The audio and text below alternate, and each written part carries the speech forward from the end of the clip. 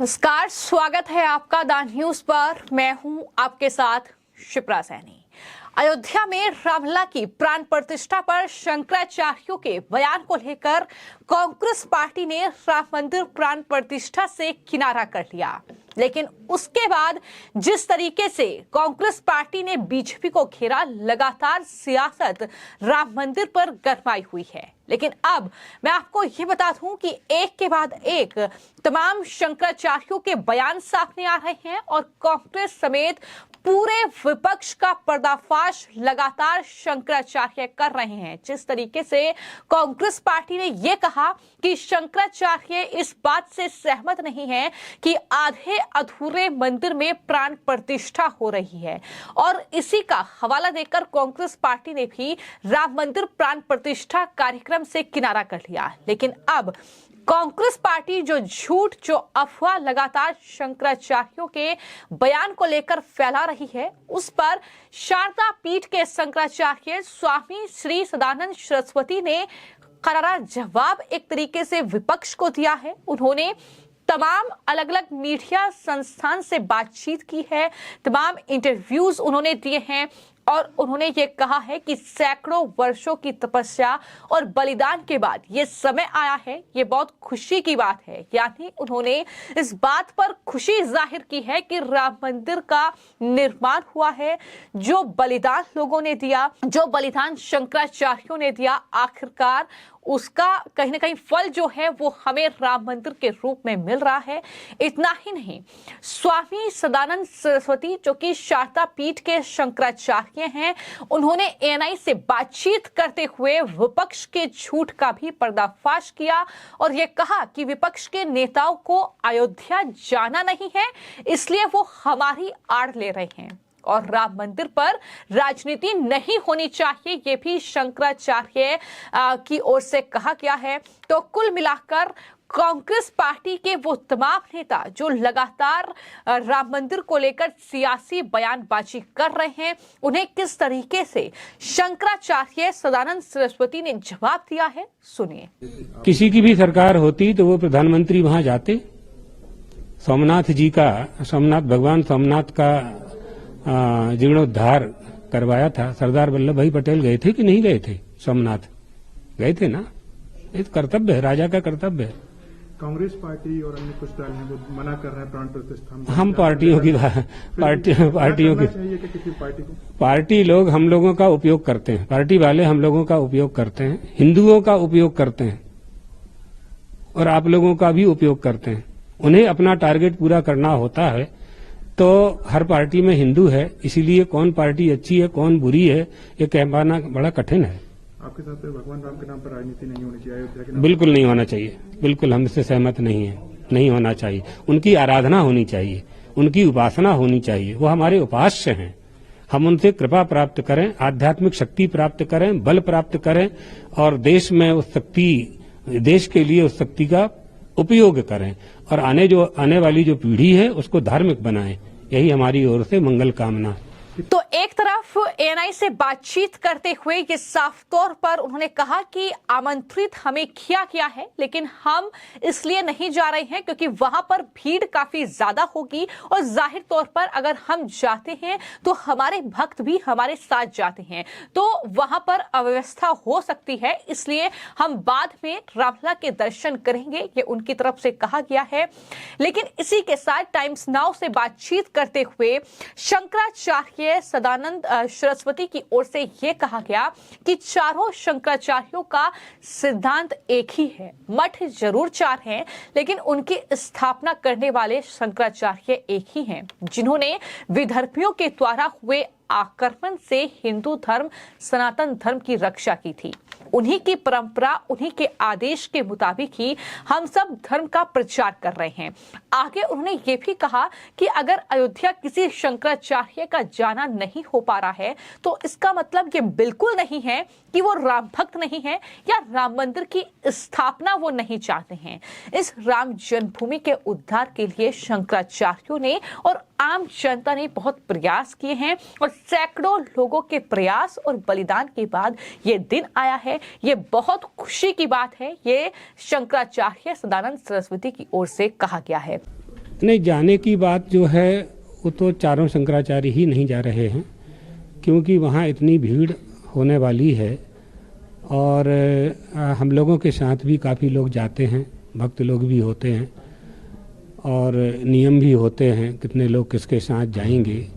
तो वहाँ की व्यवस्था में अव्यवस्था ना हो, तो उस कारण से, लेकिन बाद में सब दर्शन करने के लिए जाएंगे, ऐसी कोई बात नहीं है कि नहीं जाएंगे। जगन्नाथ जी जो शंकराचार्य जी उनसे आपकी बात हुई हो, उन्होंने जिस तरीके का विधि विधान चार विधि विधान की जहाँ बात है, चारों शंकराचार्य एक हैं, आपस में किसी का कोई मतभेद नहीं है, न मनभेद है। धर्मशास्त्र के अनुसार चलने के लिए ही चलने के लिए और चलाने के लिए हिंदू धर्मावलंबियों को विधि और निषेध, शास्त्र की मर्यादा का पालन कराने के लिए ही तो आचार्य पद हैं। चारों शंकराचार्य हैं और उनके बाद जो और भी आचार्य हैं संप्रदायों के, उन सबका यही कर्तव्य है कि शास्त्र विधि का पालन हो, स्वयं भी करें और दूसरों से भी करवाएं। शास्त्र विधि का पालन हो, विधि विधान का पालन हो, आप लोगों के हिसाब से कैसे होना चाहिए था प्राण प्रतिष्ठा, या जो तारीख तय है, जो भी तरीके से हो रहा है? कुछ लोग ये भी कह रहे हैं कि जो निर्माण है वो अधूरा है, अभी पूर्ण नहीं हुआ है। अब वहाँ के जो पुजारी हैं सत्येंद्र दास जी महाराज, उन्होंने कहा है कि पूरा हो गया है। वास्तविकता क्या है वहाँ के रहने वाले ही जानते हैं, आप भी नहीं गए हैं और हम भी नहीं गए हुए हैं वहाँ पर। लेकिन वहाँ के जो सत्येंद्र दास जी पुजारी हैं वो काफ़ी बहुत दिन से हैं, हम लोगों के परिचित हैं, अच्छे संबंध हैं। तो जब हमारे गुरुदेव जगत गुरु शंकराचार्य जी महाराज ने वहाँ अयोध्या में आंदोलन किए थे, राम जन्मभूमि की परिक्रमा के लिए भी आयोजन किया था, उस समय उनसे भी मिलना हुआ था। तो उनका कहना यह है कि जहाँ स्थापना होनी है वो स्थान पूरा तैयार है, बाहर का केवल काम बाकी है। अब इसमें नियम यह है कि मंदिर का भी न्यास होता है, पीठ का भी न्यास होता है, ये सब धार्मिक विधियां हैं। लेकिन इन सब बातों का अब समय नहीं है, क्योंकि वहाँ व्रत हो गया है, संकल्प हो गया है, 8 दिन का ही समय है और वहाँ शुभ कार्यक्रम प्रारंभ हो चुके हैं। तो एक प्रतिष्ठा का जो आयोजन है वो प्रारंभ वहाँ हो चुका है। द्वारका में शारदा पीठ के शंकराचार्य हैं स्वामी सदानंद सरस्वती, और लगातार कांग्रेस पार्टी जो झूठ फैला रही थी कि चारों शंकराचार्यों ने राम मंदिर के उद्घाटन समारोह में जाने से इनकार कर दिया है, ये कहते हुए कि अभी राम मंदिर का निर्माण पूरा नहीं हुआ है और वहां पर जो है वो धर्म के विरुद्ध कार्य हो रहा है। जो प्राण प्रतिष्ठा हो रही है वो दरअसल धार्मिक तरीके से नहीं हो रही है, वो राजनीतिक तरीके से हो रही है। इस तरीके की बातें कांग्रेस पार्टी के नेताओं ने फैलाई और ये कहा कि सोनिया गांधी, मल्लिकार्जुन खड़गे और साथ ही अधीर रंजन चौधरी को जो न्योता मिला है राम मंदिर का वो वहां पर नहीं जाएंगे। उन्होंने न्योता ये कहते हुए अस्वीकार कर दिया कि जब शंकराचार्य नहीं जा रहे हैं तो हम भी नहीं जाएंगे। लेकिन जो शंकराचार्य हैं, मैंने आपको बताया था कि किस तरीके से जो शंकराचार्य हैं अभी मुक्तेश्वरन सरस्वती, उनकी तरफ से भी बयान दिया गया था और उन्होंने ये कहा था